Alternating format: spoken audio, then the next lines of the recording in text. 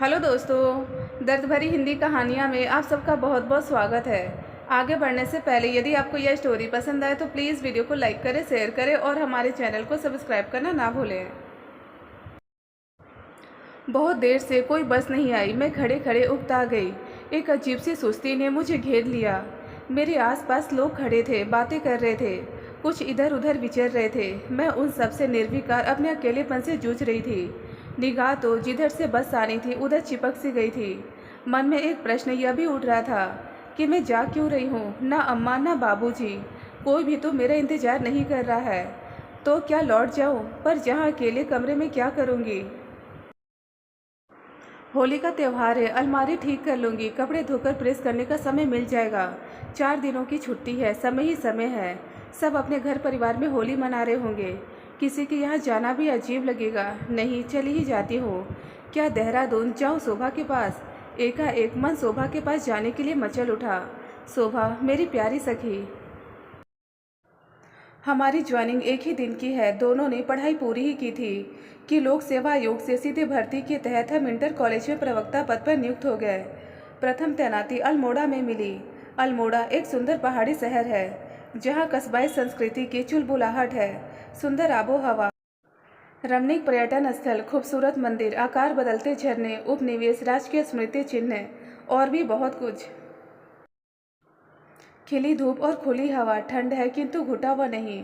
मैदानी क्षेत्रों की न धुंध न कोहरा, सब कुछ स्वच्छ निर्मल। जल्दी हमारा मन वहाँ रम गया। दोनों पढ़ने वाले थे। शीघ्र ही हमारी दोस्ती परवान चढ़ने लगी। साथ भोजन करने से खाने का रस बना रहा। पहाड़ी जगह, सीधे सरल जन, रंग बदलते मौसम, रसीले फल और शाम को टहलना, सेहत तो बननी ही थी। स्कूल की बंधी बंधाई दिनचर्या के उपरांत कुछ शॉपिंग, कुछ बतियाना स्फूर्तिपूर्वक लगता था। अन्यथा स्कूल का माहौल, बाप रे! एडमिशन, टाइम टेबल, लगातार वादन, होमवर्क, यूनिट टेस्ट, छमाही, सालाना कॉपियाँ, रिजल्ट, प्रतियोगिता, सांस्कृतिक कार्यक्रम, सदन पत्रिका, संचायिका, अभिभावक संघ, बैठ के प्री बोर्ड, बोर्ड परीक्षा, गृह परीक्षा, प्रैक्टिकल्स। उफ, कहीं कुछ चूक ना हो जाए तो दुनिया भर की फजीहत।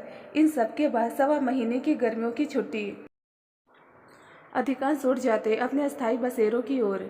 मैं भी अल्मोड़ा के शीतल मनोहारी वायुमंडल को त्याग तपते आगरा में अम्मा बाबूजी के शीतल छाँव में जाने को बेताब रहती।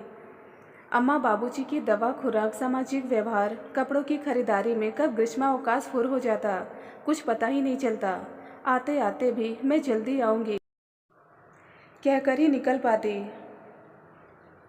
बीच में कुछ दिन देहरादून में दीदी और जीजा जी के पास रहती। वे भी इंतजार सा करते रहते। दीदी कमज़ोर थी, 3 बच्चे छोटे छोटे, किसी भी ज़रूरत पर मुझे जाना पड़ता था। मेरे बार बार चक्कर काटने से शोभा खींच जाती। एक दिन तो फट पड़ी। गजब की ठंड थी। पहाड़ियाँ बर्फ से लकदक हो गई थी। रुक रुक कर होती बारिश ने सबको घरों में रहने को मजबूर सा कर दिया था। बर्फीली हवा ने पूरी वादी को अपने आगोश में ले लिया था। मैं छुट्टी की एप्लीकेशन और लैब की चाबी लिए शोभा के घर की ओर चल दी। दरवाज़ा खटखटाया। कुछ देर यूं ही खड़ी रही। शोभा को आने में समय लगा। बिस्तर में रही होगी।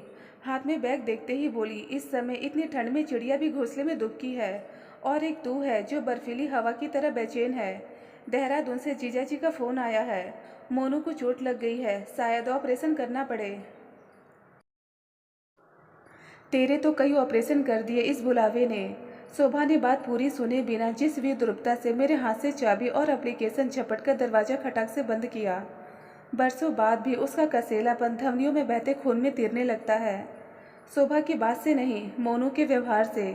पिछली बार जब मैं उबाऊ और मेले सफ़र के बाद देहरादून पहुंची तो बड़ी देर तक मोनू और बहू मिलने नहीं आए। मोनू के मुख से निकले वाक्य, मौसी फिर आ गई है, ने अनायास मुझे से मेरा साक्षात्कार करा दिया। ऐसा नहीं था कि उनकी आंखों में धूमिल होती प्रसन्नता की चमक और लुप्त होते उत्साह को मैं महसूस नहीं कर पा रही थी, किंतु मैं अपने भ्रम जाल से ही बाहर नहीं आ पा रही थी। सब कुछ बदल रहा था, केवल मैं ही रुकी थी। शोभा ठीक कहती थी, निकल इस व्याह मोह से।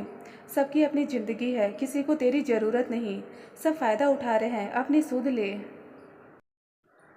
मुझे बेचैनी से होने लगी। बैग से पानी की बोतल निकाली, कुछ घूंट पिए। इस बीच एक बस आई थी।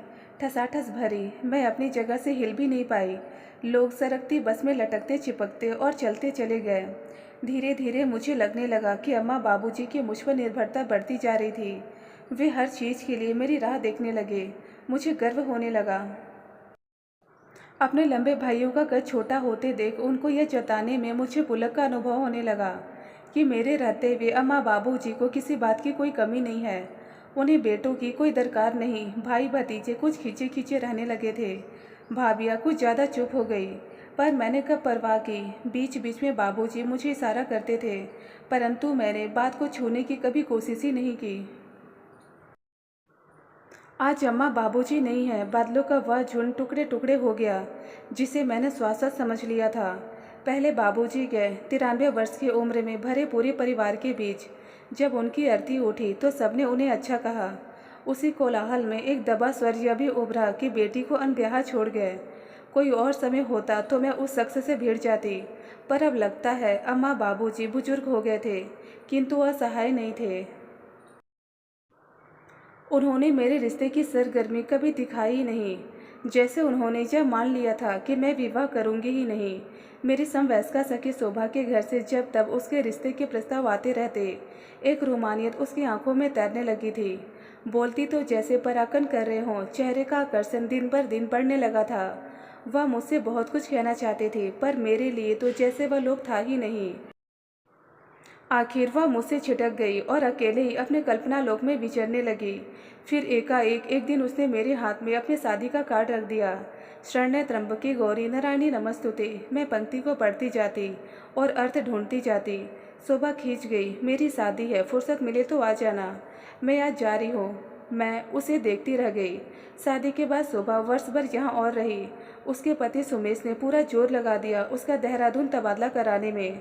सुमेश वहाँ सर्वे ऑफ इंडिया में अधिकारी थे। कोशिश करते करते भी साल भर लग गया। इस बीच भी शोभा के पास यहाँ आते रहते। जब सुमेश यहाँ आते तो मेरी एक सीमा रेखा खींच जाती, परंतु शोभा मेरा पहले से भी अधिक ख्याल रखने लगती। कोशिश करती कि मैं खाना अकेले न बनाऊँ। मैं न जाती तो खाना पहुँचा देती। बहुत मना करती तो दाल सब्जी तो जरूर दे जाती। सुमेश के स्वभाव में गंभीरता दिखती थी, इसलिए मिलने से बचती रही। लेकिन इस गंभीरता के नीचे सहृदयता की निर्मल धारा बह रही है, यह धीरे धीरे पता चला। अपने आप झिझक कम होती चली गई और उनमें मुझे एक शुभ चिंतक नजर आने लगा। इसी दौरान सुमेश ने मुझे आनंद के बारे में बताया, जो उन्हीं के ऑफिस में देहरादून में कार्यरत था। एक सरकारी कार्य के बहाने उसे अल्मोड़ा बुलाकर मेरी मुलाकात भी करा दी। आनंद ने मुझे आकर्षित किया। अपने प्रति भी उसकी रुचि अनुभव की। सुमेश और शोभा के दाम्पत्य के श्रृंगार का सौंदर्य देख चुकी थी मैं विवाह के लिए उत्कंठित हो गई। शोभा का भी आग्रह बढ़ता गया।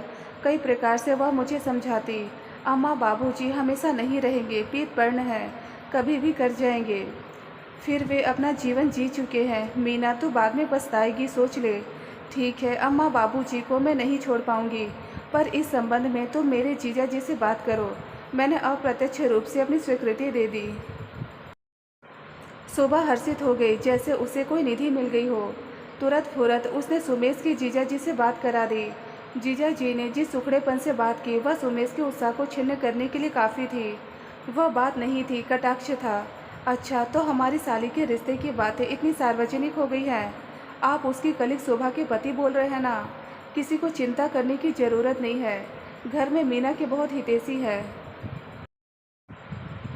शोभा अपने पति के अपमान से तिलमिला गई। रोमांसी हो कहने लगी, मीना, तेरे जीजा जी कभी तेरी शादी नहीं होने देंगे। अम्मा बाबूजी के बस की बात नहीं और भाइयों के हाथ से तू निकल चुकी है। तुझे स्वयं फैसला लेना होगा, पर मैं तो अपने बारे में कभी फैसला ले ही नहीं पाई। धीरे धीरे बात काल के गर्भ में समा गई। सुमेश और शोभा ने फिर कभी मेरे रिश्ते की बात नहीं की, पर हाँ, उन्होंने मुझे देहरादून में ज़मीन या फ्लैट खरीदने को 2-1 बार अवश्य कहा। मीना, ज़मीन के दाम बढ़ते जा रहे हैं, तू समय रहते देहरादून में अपना मकान पक्का कर ले। अपना ठिकाना तो होना चाहिए। मैं चौंक गई। मैं पलटकर बोली, देहरादून में मेरे दीदी जिया जी है, एक जीजा जी सहारनपुर में है। मेरे लिए मकानों की कमी नहीं है। अब सब कुछ मेरी आंखों के सामने है। पिछली बार देहरादून गई तो सीधे शोभा के पास चली गई थी। शोभा प्रसन्न हुई, उससे अधिक हैरान। उनके 2 सुंदर बच्चे हमेशा की तरह मुझसे चिपक गए। उनके लिए जो लाई थी उन्हें पकड़ा दिया। शोभा बिगड़ी। मैं चुप रही। शोभा कुछ ढूंढने लगी। बच्चों को लॉन में खेलने भेज दिया। मीना कुछ परेशान लग रही है, सब ठीक है ना?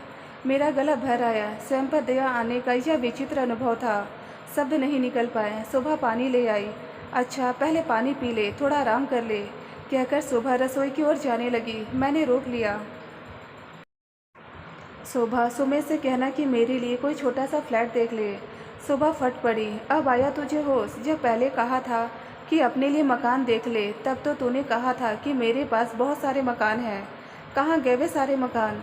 अब याद आ रही है मकान खरीदने की, वह भी देहरादून में। शोभा और उसके पति ने मकान ढूंढने की कवायद शुरू कर दी। जमीन भी देखी। जमीन शहर से बहुत दूर थी। अकेले प्रोडा के लिए ठीक नहीं लगा, और शहर में फ्लैट बहुत महंगे थे। धीरे धीरे दोनों चीज़ें मेरी पहुंच से बहुत दूर चली गई। अब अम्मा भी नहीं रही। बाबूजी के जाने के 6 वर्ष बाद अम्मा भी छोड़ के चली गई। ऐसा लगने लगा कि जैसे मेरे जीवन का उद्देश्य ही खत्म हो गया। अब कहाँ जाऊँ? सचमुच एक व्याह मोह में कैद थी मैं। अब भ्रम टूटा तो 52 वर्ष की फिसलती उम्र के साथ अकेली खड़ी हूँ। भीड़ में कुछ हलचल हुई। शायद कोई बस आ रही है। बैग संभाल लिए। बस आ गई। रेले में भी यंत्रवत सी बस में चढ़ गई। मंजिल हो ना हो, सफ़र तो है ही। दोस्तों, मैं उम्मीद करती हूँ कि आपको हमारी आज की कहानी भी पसंद आई होगी, और इसी तरह के शिक्षाप्रद और पारिवारिक कहानियाँ सुनने और देखने के लिए वीडियो को लाइक कर दीजिए, और चैनल को सब्सक्राइब करके और सामने के बेल आइकन को प्रेस कर ऑल पे सेट कर दें, जिससे आने वाली वीडियो की नोटिफिकेशन आप तक पहुँच सके। मैं मिलती हूँ आपको अगली वीडियो में एक नई कहानी के साथ। तब तक के लिए धन्यवाद दोस्तों।